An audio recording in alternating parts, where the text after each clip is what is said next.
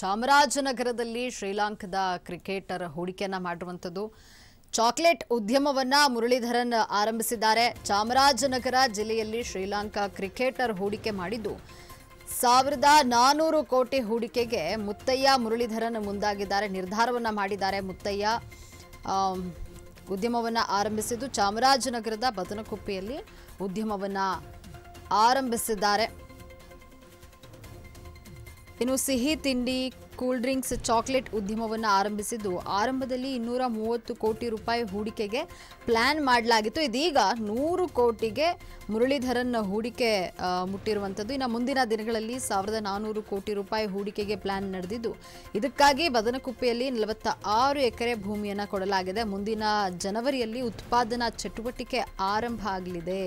ಮುರಳೀಧರನ್ ಹೂಡಿಕೆಯ ಬಗ್ಗೆ ಇನ್ನು ಬೃಹತ್ ಕೈಗಾರಿಕಾ ಸಚಿವ ಎಂ ಬಿ ಪಾಟೀಲ್ರಿಂದ ಮಾಹಿತಿಯನ್ನ ನೀಡಲಾಗಿದೆ. ಚಾಕ್ಲೇಟ್ ಉದ್ಯಮವನ್ನ ಮುರಳೀಧರನ್ ಆರಂಭಿಸಿದ್ದಾರೆ. ಚಾಮರಾಜನಗರ ಜಿಲ್ಲೆಯಲ್ಲಿ ಶ್ರೀಲಂಕಾ ಕ್ರಿಕೆಟರ್ ಹೂಡಿಕೆಯನ್ನ ಮಾಡಿದ್ದಾರೆ. 1400 ಕೋಟಿ ರೂಪಾಯಿ ಹೂಡಿಕೆಗೆ ಮುತ್ತಯ್ಯ ಮುರಳೀಧರನ್ ನಿರ್ಧಾರವನ್ನ ಮಾಡಿದ್ದಾರೆ. ಚಾಮರಾಜನಗರದ ಬದನಕುಪ್ಪೆಯಲ್ಲಿ ಉದ್ಯಮವನ್ನ ಆರಂಭಿಸಿದ್ದು ಸಿಹಿ ತಿಂಡಿ, ಕೂಲ್ ಡ್ರಿಂಕ್ಸ್, ಚಾಕ್ಲೇಟ್ ಉದ್ಯಮವನ್ನ ಆರಂಭಿಸಿದ್ದಾರೆ. ಇನ್ನು ಆರಂಭದಲ್ಲಿ 230 ಕೋಟಿ ರೂಪಾಯಿ ಹೂಡಿಕೆಗೆ ಪ್ಲಾನ್ ನಡೆದಿತ್ತು. ಇದೀಗ 1000 ಕೋಟಿಗೆ ಮುರಳೀಧರನ್ ಹೂಡಿಕೆ ಮುಟ್ಟಿರುವಂಥದ್ದು. ಮುಂದಿನ ದಿನಗಳಲ್ಲಿ 1400 ಕೋಟಿ ರೂಪಾಯಿ ಹೂಡಿಕೆಗೆ ಪ್ಲಾನ್ ನಡೆದಿದ್ದು ಇದಕ್ಕಾಗಿ ಬದನಕುಪ್ಪೆಯಲ್ಲಿ 46 ಎಕರೆ ಭೂಮಿಯನ್ನು ಕೊಡಲಾಗಿದೆ. ಮುಂದಿನ ಜನವರಿಯಲ್ಲಿ ಉತ್ಪಾದನಾ ಚಟುವಟಿಕೆ ಆರಂಭವಾಗಲಿದ್ದು ಮುರಳೀಧರನ್ ಹೂಡಿಕೆಯ ಬಗ್ಗೆ ಬೃಹತ್ ಕೈಗಾರಿಕಾ ಸಚಿವ ಎಂ ಬಿ ಪಾಟೀಲ್ರಿಂದ ಮಾಹಿತಿಯನ್ನು ನೀಡಲಾಗಿದೆ.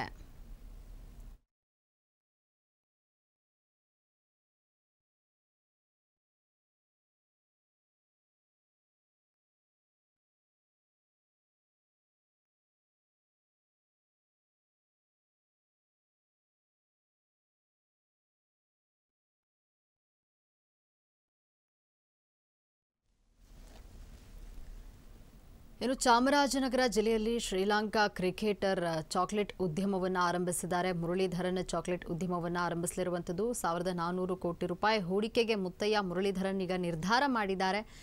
ಮುತ್ತಯ್ಯ ಇನ್ನು ಉದ್ಯಮವನ್ನು ಆರಂಭಿಸಲಿದ್ದು ಚಾಮರಾಜನಗರದ ಬದನಕುಪ್ಪೆಯಲ್ಲಿ ಉದ್ಯಮ ಆರಂಭ ಆಗಲಿದೆ. ಸಿಹಿ ತಿಂಡಿ, ಕೂಲ್ ಡ್ರಿಂಕ್ಸ್, ಚಾಕ್ಲೇಟ್ ಉದ್ಯಮವನ್ನು ಆರಂಭ ಮಾಡಲಿದ್ದಾರೆ. ಇನ್ನು ಆರಂಭದಲ್ಲಿ 230 ಕೋಟಿ ರೂಪಾಯಿ ಹೂಡಿಕೆಗೆ ಪ್ಲಾನ್ ಮಾಡಲಾಗಿತ್ತು. ಇದೀಗ 1000 ಕೋಟಿಗೆ ಮುರಳೀಧರನ್ ಹೂಡಿಕೆ ಮುಟ್ಟಿರುವಂಥದ್ದು. ಮುಂದಿನ ದಿನಗಳಲ್ಲಿ 1400 ಕೋಟಿ ರೂಪಾಯಿ ಹೂಡಿಕೆಗೆ ಪ್ಲಾನ್ ನಡೆದಿದ್ದು ಇದಕ್ಕಾಗಿ ಬದನಕುಪ್ಪೆಯಲ್ಲಿ 46 ಎಕರೆ ಭೂಮಿಯನ್ನು ಕೊಡಲಾಗಿದೆ. ಮುಂದಿನ ಜನವರಿಯಲ್ಲಿ ಉತ್ಪಾದನಾ ಚಟುವಟಿಕೆ ಆರಂಭ ಆಗಲಿದ್ದು ಮುರಳೀಧರನ್ ಹೂಡಿಕೆಯ ಬಗ್ಗೆ ಎಂ ಬಿ ಪಾಟೀಲ್ ಮಾಹಿತಿ ನೀಡಿದ್ದಾರೆ. ಬೃಹತ್ ಕೈಗಾರಿಕಾ ಸಚಿವ ಎಂ ಬಿ ಪಾಟೀಲ್ರಿಂದ ಈ ಬಗ್ಗೆ ಮಾಹಿತಿಯನ್ನು ನೀಡಲಾಗಿದೆ.